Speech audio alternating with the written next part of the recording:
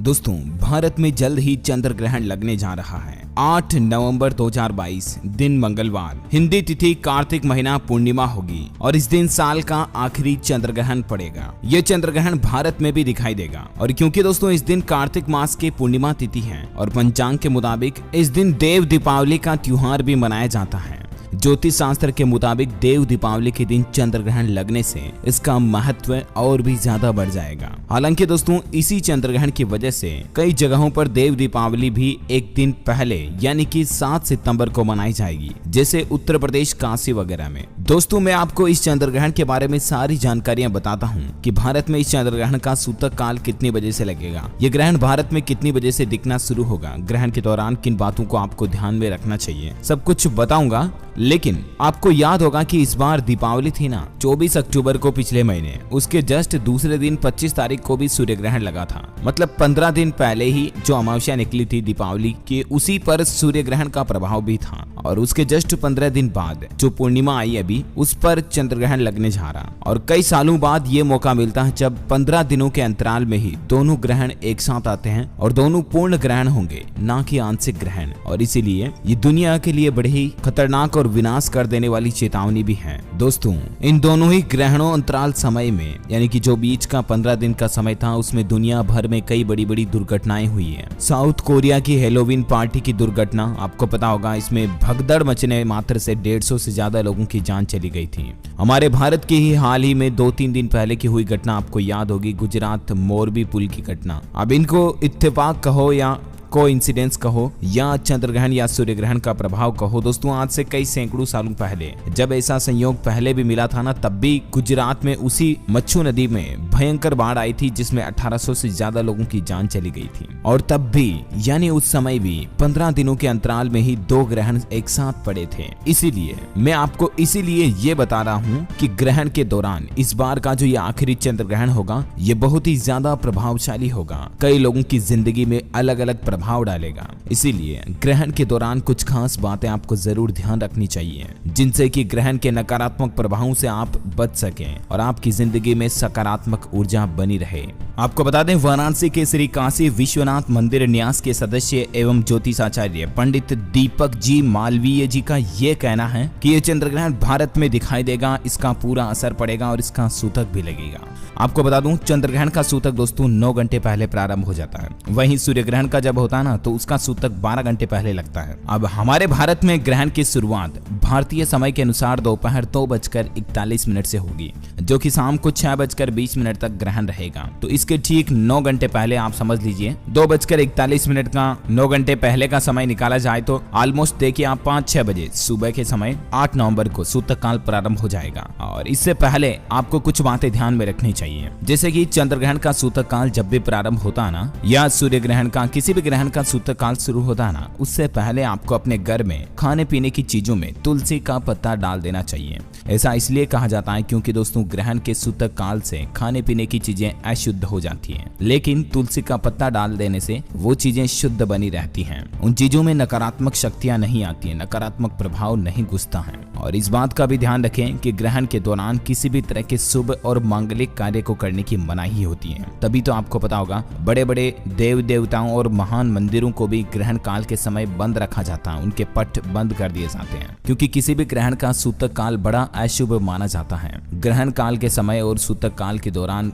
देवी देवताओं को स्पर्श भी नहीं किया जाता है। आप अपने घर में भी मंदिर वाली जगह पर पर्दा लगा दें ग्रहण काल के सूतक काल के दौरान। और दोस्तों इस समय पेड़ पौधों को भी नहीं छूना चाहिए और ग्रहण के समय पेड़ पौधे काटने भी नहीं चाहिए। हो सके जहां तक आप कहीं की यात्रा करने से भी बचें। अगर आप उस दिन कहीं जाने की प्लानिंग कर रहे हैं तो एक दिन पहले चले जाएं या एक दिन बाद में उसको प्लानिंग को पोस्टपोन कर दें। ग्रहण काल के दौरान आपको यात्राओं को करने से बचना चाहिए। ग्रहण काल में किसी तीखी चीज या नुकीली धारदार चीजों का इस्तेमाल भी ना करें, जैसे कैंची, चाकू, सुई वगैरह वगैरह। और खास करके गर्भवती महिलाओं को तो ग्रहण काल के दौरान इन चीजों को बिल्कुल छूना भी नहीं चाहिए। और गर्भवती महिलाएं तो घर से बाहर भी ना निकलें, क्योंकि दोस्तों चंद्र ग्रहण या सूर्य ग्रहण की जो नकारात्मक नकारात्मक किरणें ऊर्जाएं आती हैं वो किसी गर्भवती माताओं बहनों के गर्भ में पल रहे शिशु के ऊपर भी नकारात्मक प्रभाव डाल सकती हैं और इसीलिए आपको ग्रहण काल के दौरान महिलाओं को घर से बाहर नहीं जाना चाहिए, खास करके प्रेगनेंसी के टाइम में। ज्योतिष शास्त्र में ये भी कहा गया है दोस्तों कि सूर्य ग्रहण और चंद्र ग्रहण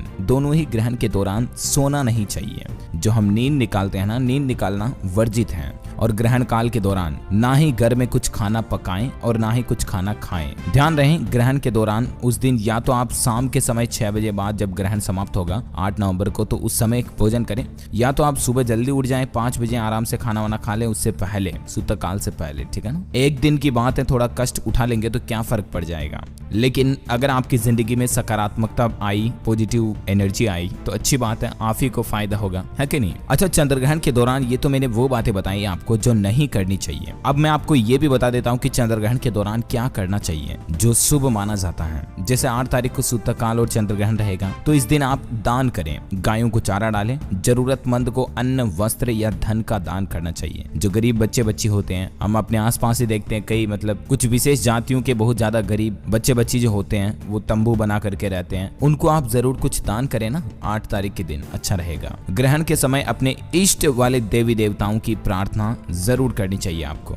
जैसे आपका जो भी इष्ट देव है, माता जी, कान्हा जी, भगवान भोलेनाथ, जो भी आप इष्ट देव जो भी मानते हो उनका जरूर स्मरण करें। ध्यान रहे मंदिर में जाकर उनकी पूजा नहीं करें। ग्रहण के दौरान तो आपको मंदिर का पर्दा भी नहीं हटाना है, लेकिन बाहर ही बैठे हुए आप दूर से ही उनको स्मरण करें, नमन जरूर करें। और दूसरे सभी देवी देवताओं को और प्रकृति को, यूनिवर्स को भी आप अपने मन में नमन करते हुए धन्यवाद अदा करें। हो सके तो 5 बार, 7 बार, 11 बार ऐसे गायत्री मंत्र का जाप भी आपको करना चाहिए। गायत्री मंत्र तो आप सभी को आता होगा ना, आता कि नहीं आता, सच बताओ आता? चलो एक बार गाओ मेरे साथ। ओम भूर्भुवस्वः तत्सवितुर्वरेण्यं भर्गोदेवस्य धीमहि धियो यो नः प्रचोदयात्। तो इस गायत्री मंत्र के सारांश का, छोटे स्वरूप का भी आपको जरूर जप करना चाहिए ग्रहण काल के दौरान। इससे जिंदगी की नकारात्मकता और जो ग्रहण की नकारात्मक शक्तियां, नकारात्मक ऊर्जाएं होती है ना, वो दूर रहेगी आपकी जिंदगी से। और हाँ, आपको पता होगा कई ज्योतिषाचार्य और शास्त्रों में ये बताया गया कि ग्रहण काल के तुरंत खत्म होने के बाद ही